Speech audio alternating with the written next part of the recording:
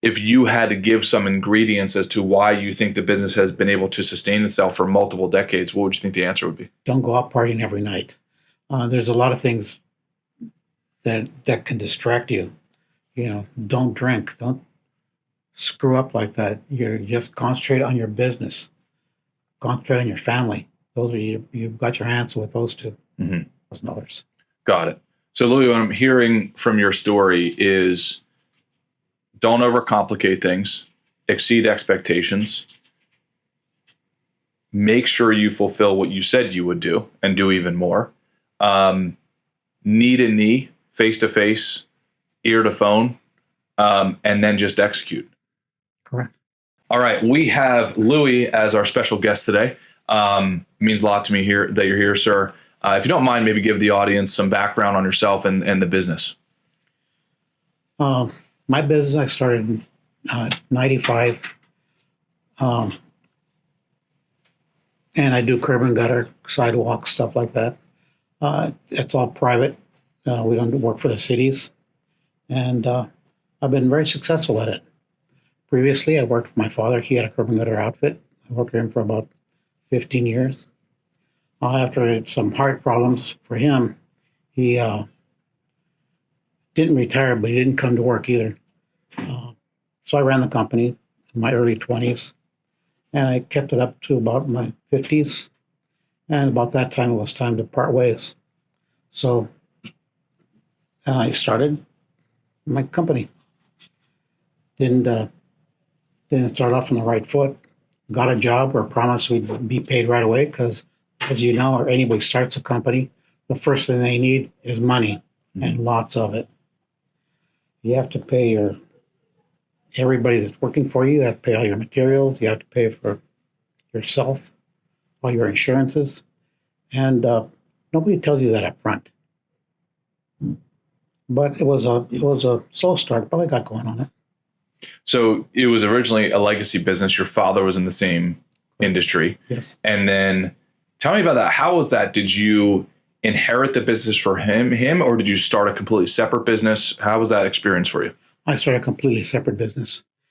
I went on vacation for a couple of weeks from his company, and during that 2 weeks, I found my own yard, started my own business, and I came back to help him out to tell him I was retiring from his business and started another one. And he says, nope, we don't need you. So I said, that's fine. So I started my business that way. And he continued his business on for several years after that. It's funny that you're saying this because I have a client right now, and there was a similar dynamic. He's experiencing what you experienced decades ago, where his father's running the company and he feels like he's kind of under the thumb of his father and feeling that there's a ceiling. Was that transition difficult for you? Was there confrontation, or was it just, this is what it is, and hey, kid, you just go out and take the risk if you're willing to? No, confrontation, lots of confrontations. Yeah. In building the business, he wanted to come back into business and run things. After I've established my clients running his business, he wanted to go back to his clients, where I had lots of problems with his clients as far as money was concerned. They wouldn't pay on time. They were just horrible at collecting money. And they liked to stretch me out. He liked it because they paid a little bit more, but I didn't have time for that. But he was working with these companies for years, and he was used to it. He would come and tell me, no, we're going to do this job Monday. I've already got our schedule the rest of the week. Nope, we're going to do this one Monday. I can't do it. We're scheduled. My clients were working for one of my good clients, matter of fact. Anyway, we had to go do his job. And stuff like that would come and play between us. And it just got to the point where I couldn't do it anymore. I just couldn't do it anymore.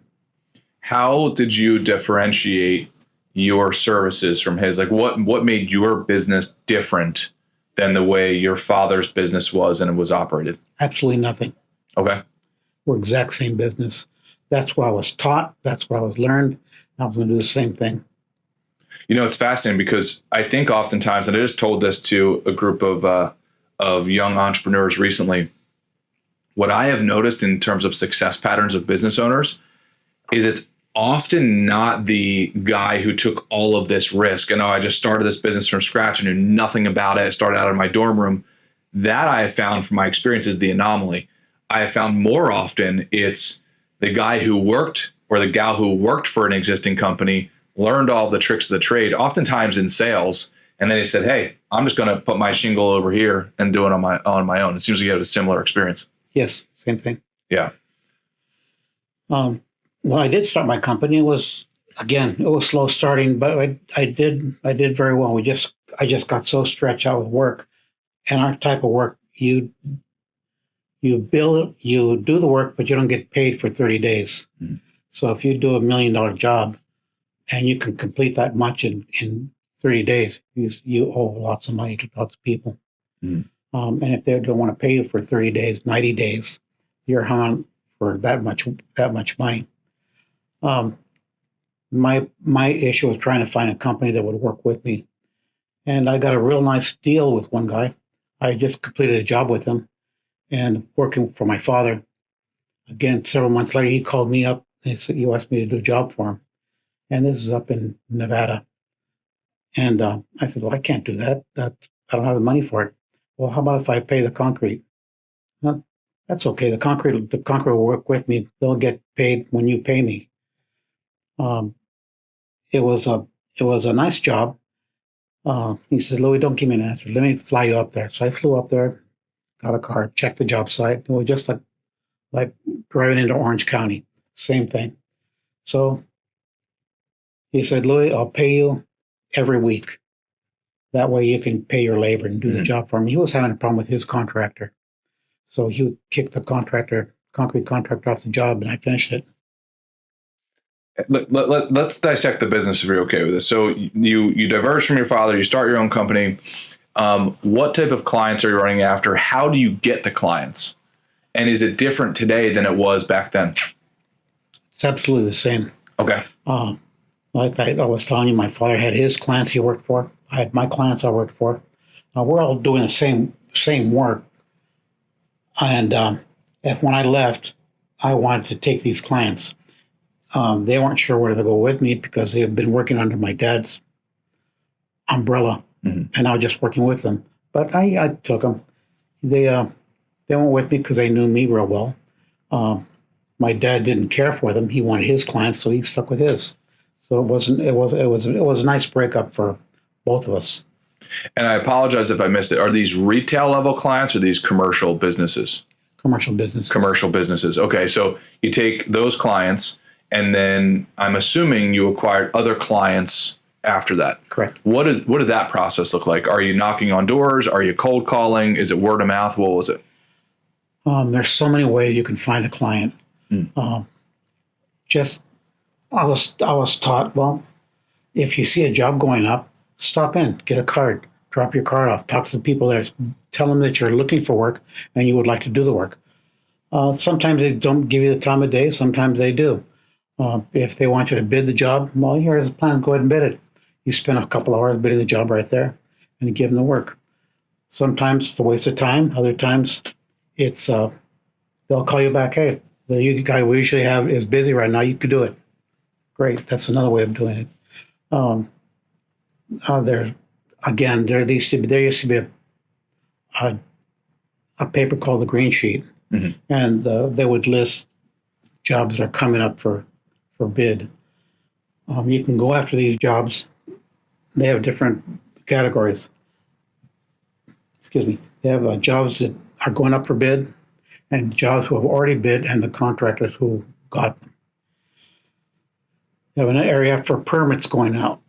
So if you can see somebody with a permit for a job, they're putting permits on it. They haven't even started anything. Dirt hasn't moved on the job site. Call them up, and they'll wonder, how'd you get our information? How did you know? How do you know what's going on? Well, you got a shopping center going up. It's going to be here in Brea, and if you'd like, I'd like to bid it for you. Well, okay. So that's one way of doing it. You get these other jobs. There's about 20 jobs right there. Projects are bidding, and you can go bid every one of them if you want to. If you have the time and effort, you can go bid every one of them. But you're not certain which guy is going to get it. So somebody down that list might get it. Now you go to the one that they're already done. They've already bid the job, and they've got the job. I like to go to those guys. They have the work. You're dealing with one contractor. You ask him to bid it. He probably already got an idea of what it's going to cost. Well, I'll go in and bid it for maybe $100,000. They've got another job. They've got another bid for, I don't know, 98, 95, 120, who knows? But you've got a better chance of bidding to one guy who has the work already. So I want to make sure I'm hearing you correctly. So one channel of acquisitions is just door knocking. Hey, I'm going to leave my card. If you need these services, amazing. Oh, if you want to quote right now, we'll try to get it done on site as quickly as possible. It could take us a few hours. So we'll call it, that's boots on the ground. Then we have green sheets, I think you're calling them. Green sheet, yeah. And that's some sort of market data that says, hey, these are potential prospects at different intervals of stage of build, something like that. Mm-hmm. Okay. And then what was the third source of acquisition? I didn't catch it. Just going to the people who have the job already. Got it. Now that same green sheet will list a job, and now that sheet of bidders here, everybody's bidding these jobs. Mm-hmm. The people over here on this course already went through that process and they got the job. Oh, so the green sheet shows. Yes. Okay, got it. Okay. Now, if you can go and ask these people for work, or if you could bid it, and you might get it, but then there's other contractors that go, that's bullshit. I don't like negotiating. I just want to give my bid to the city or whoever it is and get my bid in there, and yes or no, I got it or I didn't get it. The bullshit about negotiating is not very good. Those are words I heard from my uncle. He also has a business. Okay. And I just nod my head, okay, yeah, I don't blame you. I don't blame you. I'm thinking that's all I do is negotiate my work. Yeah. That's all I do. Fascinating. Okay, so we've got any more acquisition channels you had? Yeah, word of mouth. Got it. Word of mouth. Companies, that's the work we're doing right now. I don't care for it. Okay. Apartment complexes. Okay. My company is doing almost all apartment complexes. That's my son, my daughter, and those guys that's the work that they go for. I was working for a company, and they had 4 project managers, so they did different jobs in the area, apartment complexes. He was fed up with it, the owner of the company, so he folded shop. The 4 project managers he had went to different companies that did apartment complexes. So now, since we did so well with this company, they pulled me into their company. Got it. Each individual one, and showed me, they wanted to show us off as one of their prime contractors. So again, if we do a good job for them, these guys would say, try this company. So they've got a bunch of different jobs also. We successfully negotiate some of those jobs. This other guy, the same thing. This other guy, the same thing. Consequently, I've got 12 apartment complexes going up. Amazing. It seems like you could probably teach us a thing or two about negotiating. What have you learned? About negotiating? Set up your meetings early, do a face-to-face, and bring plenty of pastries. Interesting. So face-to-face, big deal for you guys? For me. Okay. Now it's different. My son does a lot of negotiating with people, not face-to-face. It's all on emails. Interesting. What are your thoughts on that? Oh, I think it's full of shit, but I'm not him. Yeah. I'm not there. They're dealing with another generation of contractors. Mm-hmm. My generation, went up with the dial tone with the phone. Oh yeah. Yeah, it's funny. So the interns on the other side of this wall, one of the first things I teach them is knee to knee or ear to phone. And I had a mentor teach me, he said, look, think about it like this. He held the phone up to his ear. He said, making money, put the phone down, not making money. He said, don't make this overcomplicated. The more you're on communication, think of yourselves as a communications-based company and to stay in constant communication with prospects and clients. And it seems like you have a similar type of philosophy. Well, that's what I do. That's my philosophy. But again, that's not my kids' philosophy. And I've tried to teach them over and over and over. They refuse to do it my way. Mm-hmm. That's okay. I turned the company over, and now they're doing it their way. And they're very successful at it. Now, did you have a formal succession plan? Or was it just something that evolved over time? It's like, okay, I went out of the business. My kids already work in the business, so it just makes sense to take them over. Or did you take the formal route? No. I was working with them, and when the kids turned 18, I said, "Okay, you guys, no more money, but I'll give you a job." Mm. Boy, they did not like that one bit. Okay. So they went to work, but they got a lot of money when they were working. So it's hard work. You have to be at the office at 4:30 in the morning, 5 o'clock in the morning. You get off work at 4 o'clock. You're driving from Orange County back to my office in Glendora. A good hour, solid hour drive. So you don't get home till late at night. You're just beat. Mhm. Anyway, a few years of that, and then they eventually ended up in the office doing estimating and scheduling. My one son does estimating, my other son does scheduling. I was driving with my son doing the scheduling, and we're going from job to job to job, and I just got fed up with it. It just got fed up with it. And he said, "Dad, I'll do it." I looked at me, all right. No, really, I'll do it. All right, go ahead. You go. You go talk to the superintendent. So I'll sit in the truck, and he goes to the superintendent, and they come. The superintendent sees me, so he wants to come talk to me. Next job, the same thing happens. Next job, he goes to talk to him. He was 25 years old, and nobody wants to talk to a kid doing that type of work. So anyway, I just told him, as much as I like going with you, I can't go. You have to go by yourself.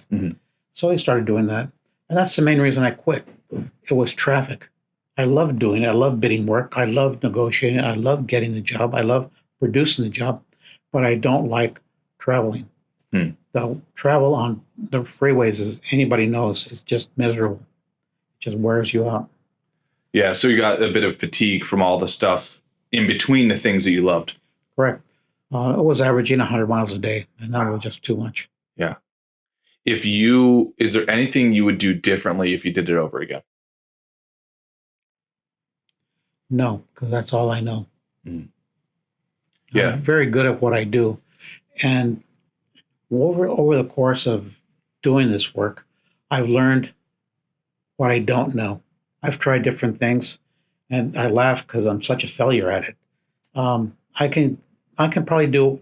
Let's say I got a job, I sub it out to somebody, whatever it is, and it's a $10,000 job. Well, I could probably do it for 10,000, but I won't make any money. This other fellow can do it for 10,000 and make money at it. So why am I wasting my time doing his job when I can be doing something else and making money at it and have him take care of that for me? Yeah. Have you come across this idea? Like in our business, I tell our whole team, we do not want to be involved in race to the bottom bids, because as they say, like if you race to the bottom, the problem is you might win. So if you just keep on cost cutting, keep on trying to be the lowest bidder in town, eventually you're going to be the lowest bidder in town, but then you can't operate the business. Have you experienced the same thing and experienced perhaps saying, hey, no, we have to be disciplined towards sticking towards our bread and butter where the margins are appropriate so that we can grow the company? Once. I did that once. There was no work. Literally, there was no work. I'd tell my employees, don't come tomorrow. There's nothing. I don't have anything this week. It got so bad, or one job came up, and I wanted it so bad. Well, how I would do my projects when I bid a job, I figure how much material is going to cost me, how much my labor is going to cost me, and how much profit and overhead I want.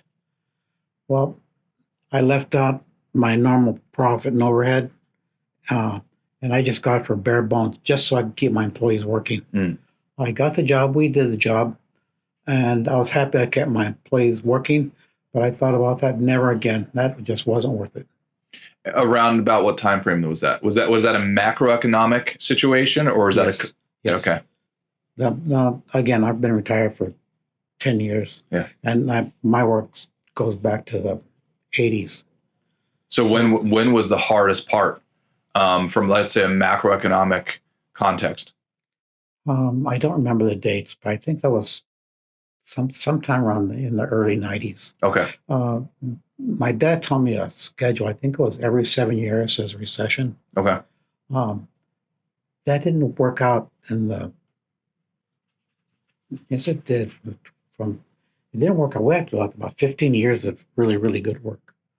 But I think when I started 95, things weren't good in early 2000s. And then we went to work again in 2008.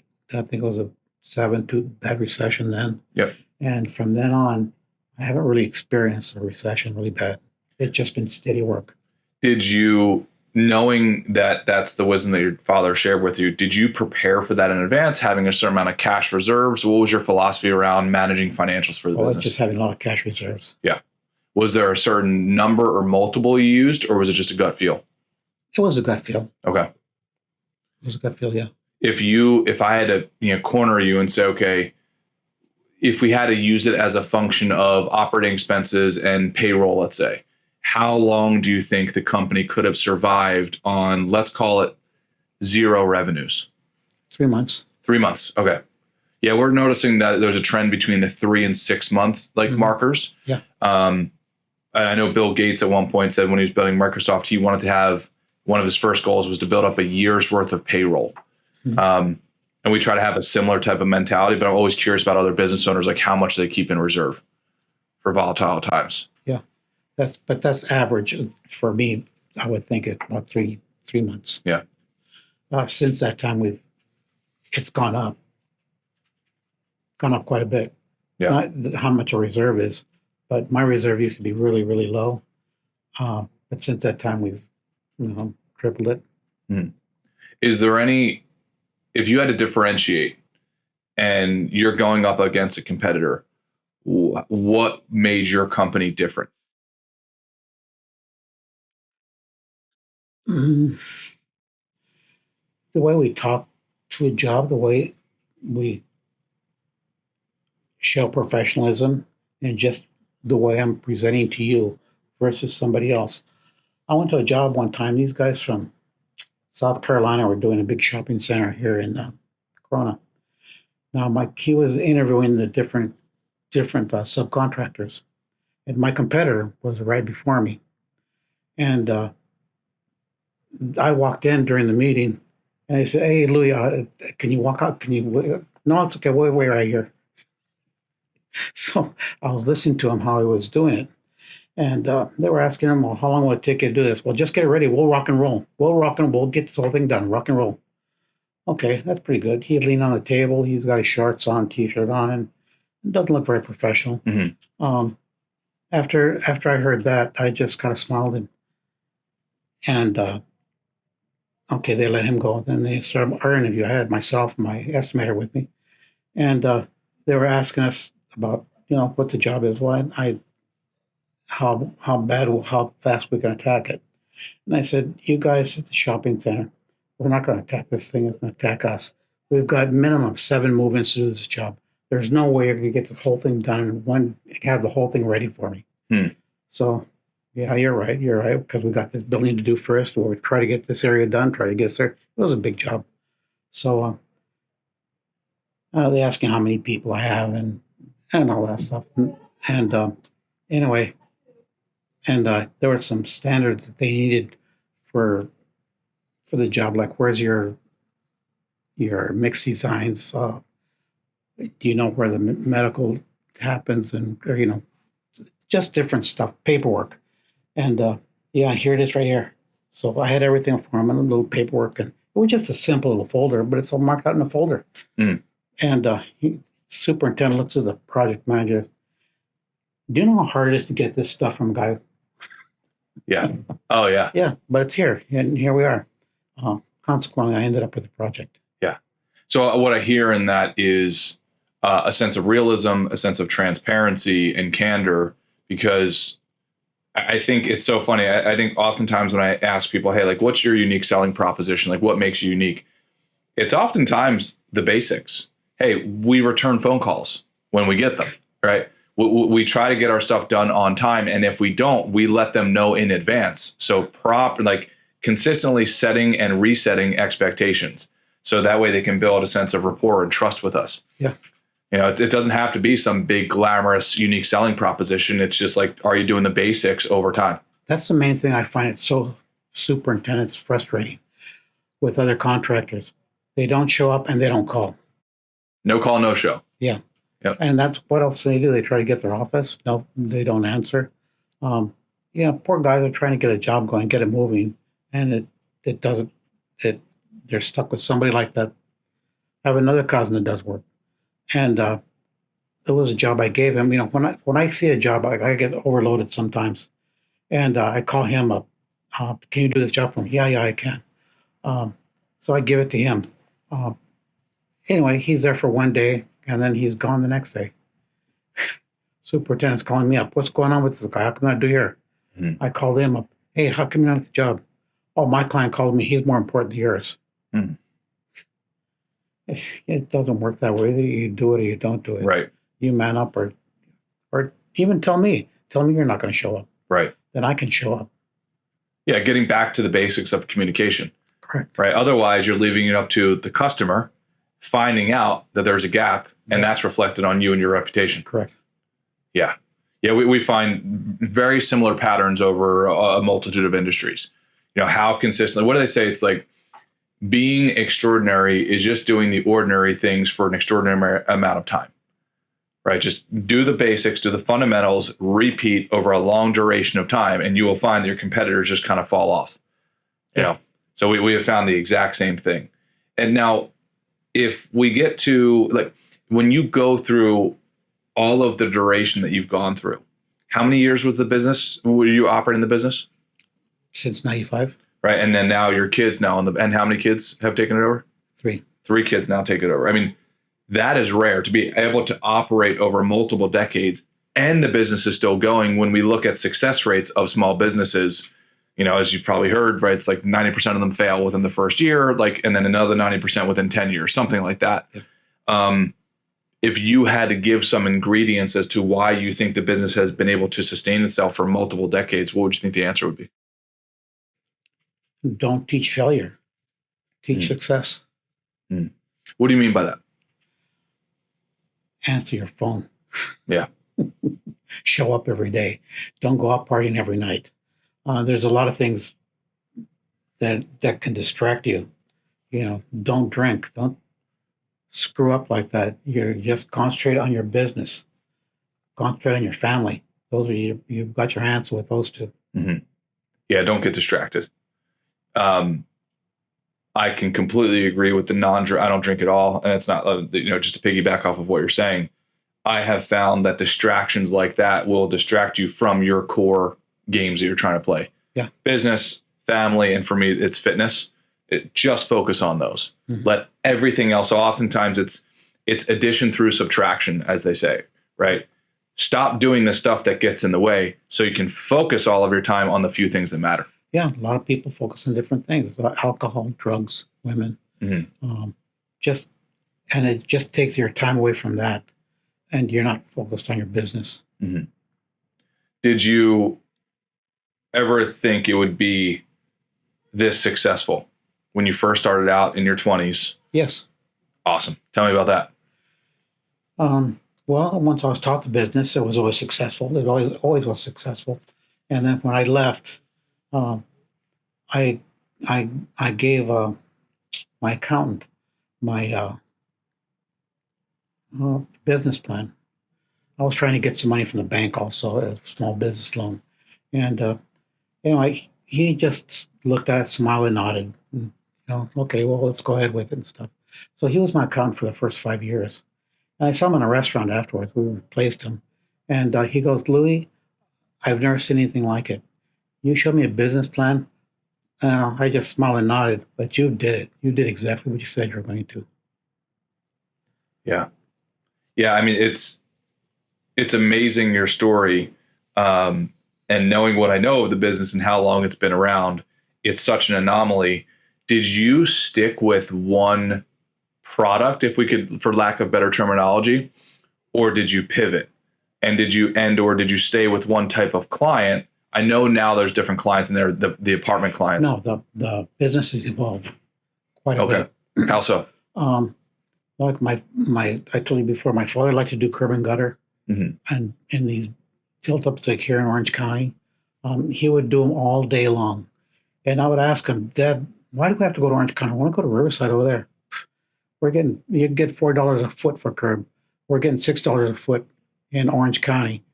Why would we go? Why would we go down there when we get more money over here? Yeah, but the traffic's so bad. Well, you're not driving every day. What's the difference? I'm driving every day. Damn it. Yeah. And that's the reason why he found a client out here that he just worshipped. And he works with them for a reason because he was getting top dollar with his client. Mm-hmm. And he did a lot of work with them. Now, that was one pivot. So moving geographically. No, not just moving the product that he does. Then we do sidewalks. I went with another client when he retired, semi-retired, and I started getting clients. And then we started doing bigger projects. His job was just doing about, let's just say, $10,000 a day worth of curb, and he'd make a lot of money at it. Well, it was just frustrating going from one job to another, to another, to another, to another. So I started doing site concrete, all the sidewalks, all the fancy work, and he didn't like that at all because he just wanted to hurry up, get in there, and get out and get his money. Well, I saw it was I could finally get a bigger job, and I'm there for about a week instead of just 2 days, which gave me some breathing room. Right. And that's how I started doing different stuff. My father didn't like it, but he didn't understand that you could make money at it, same amount of money, but in a different way. Because at the end of the day, he'd count how much money he made. This other way, I would have to prep it, form it, finish it, strip it. It would take 4 days to make the same amount of money. 4 days of this versus 4 days of him, but we'd make the same amount of money. So to me, it was nicer for me because I could keep the crews in one spot for a long time. Right.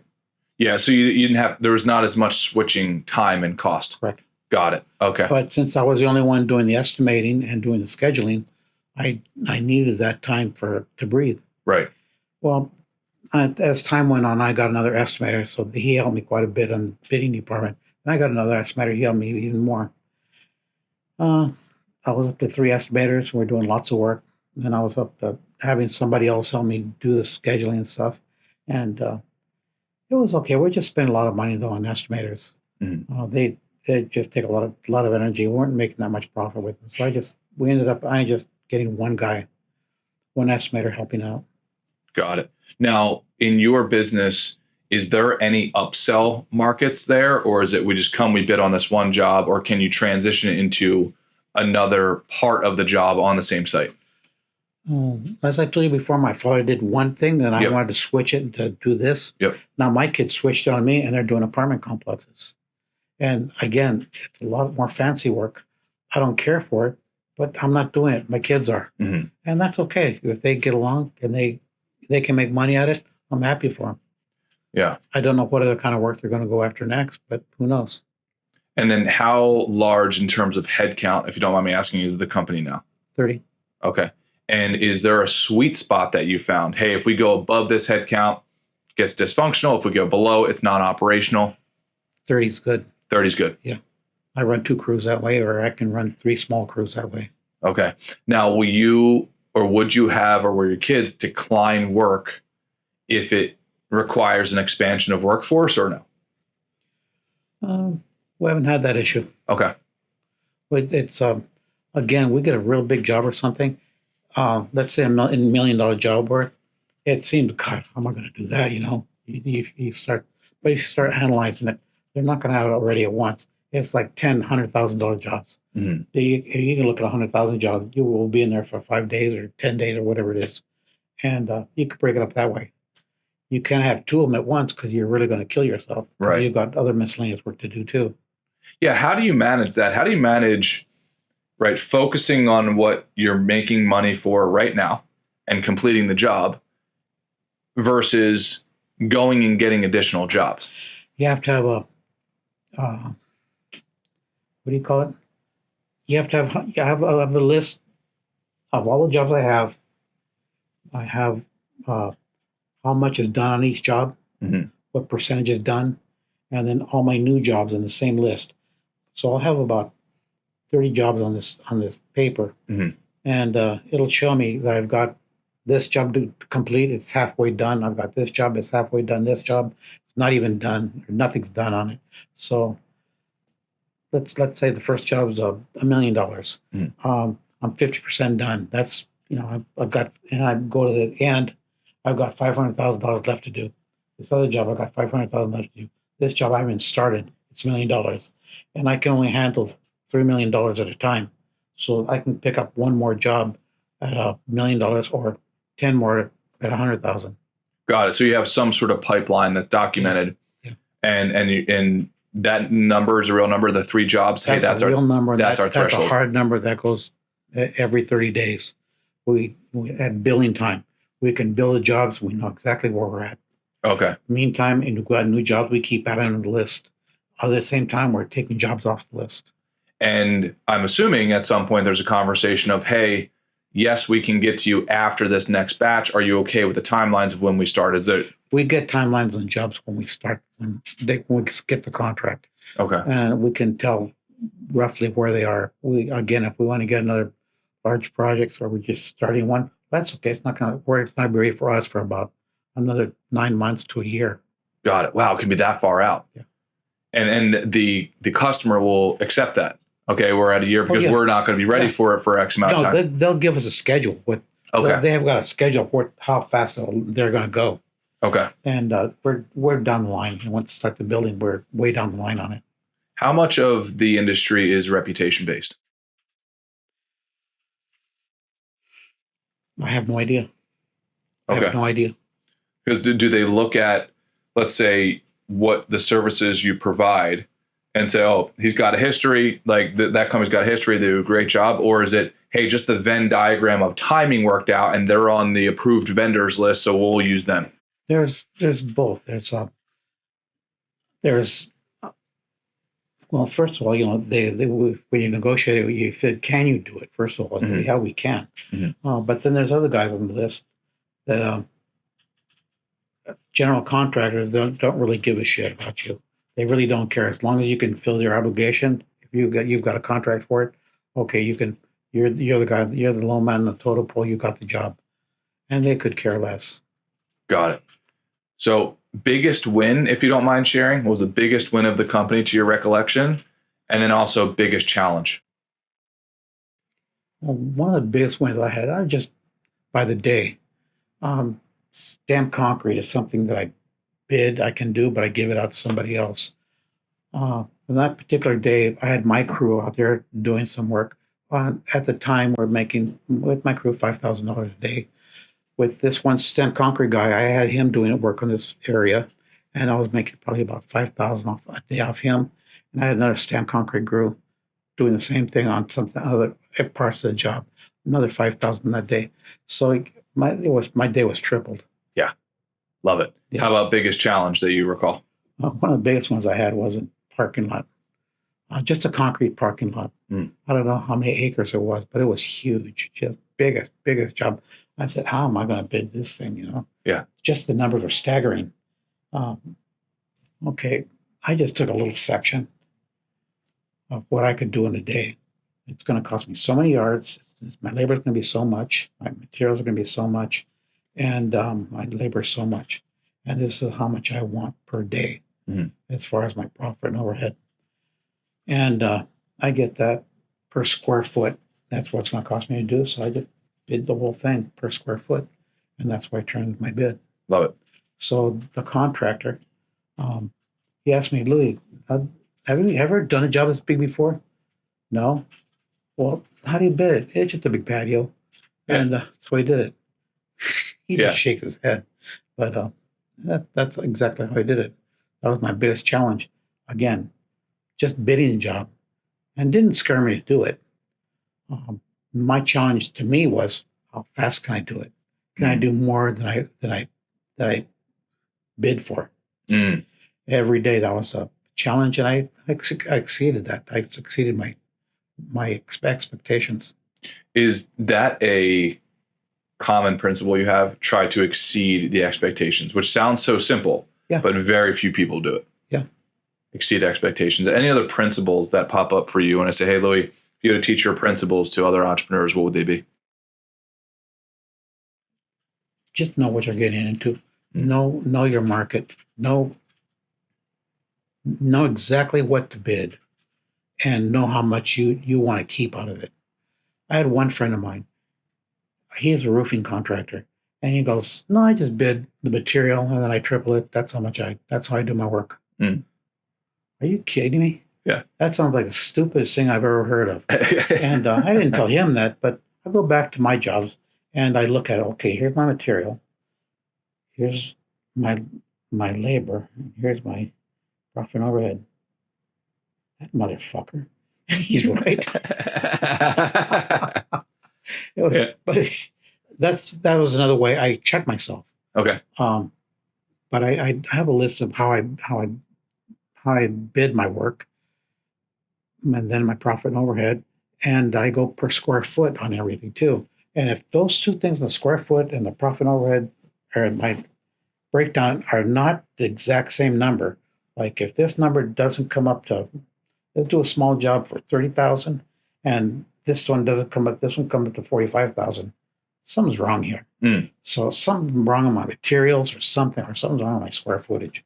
But usually something's wrong in this area, like you 4-inch concrete, or you bid it at 6 inches, and you put too much labor material in it. So you find your mistake, and these two numbers have to come out. For a third check, I do that. My buddy did 1/3 of everything, and this in case like that, it should be 10, 10, and 10 for $30,000. Got it. So, Louie, what I'm hearing from your story is don't overcomplicate things, exceed expectations, make sure you fulfill what you said you would do and do even more. Knee to knee, face to face, ear to phone, and then just execute. Correct. Yeah. Stay in communication. Stay in communication. One of the things my kids don't do, they don't stay in communication. Again, going back to the friggin' computer and emails and crap like that. If they want to change order on a job, it's a simple change order. You guys aren't ready. I can do it. I can fix this for it. Then we'll get it ready and get it done today. Okay, well, how much it's going to cost? Just do it. And I come back to project manager. He said, just do it. Well, he doesn't have the permission to say it. So I can't pay you that. Okay, you say just do it. It's going to cost me so much. Let me talk to the project manager, confirm it with him first. Get him on the phone. It's going to cost this. He wants it done now. Do I have your approval? Yeah. Simple things like that. He's the one who's signing the check. Right. The decision maker. Can totally understand that. If you have any final words of wisdom for people listening to this conversation, they're business owners or they're about to be business owners, what would you say? Get a business plan. Get a business plan so you can see what you have to do to make money. A business plan will show you, it'll give you a target of what you have to do. Now, for somebody who says, well, hey, Louie, but when I create that business plan, isn't it outdated the next day? What would you say to that? No, it's never going to be outdated. Never going to be outdated. You're going to follow that same business plan for the rest of your life. Love it. And then would you iterate off of that? Like, would you edit it every once in a while? No. Awesome. Love because it. the same business plan that I used when I started my business 25 years ago is the exact same one I would do right now if I started my business. Wow. Amazing.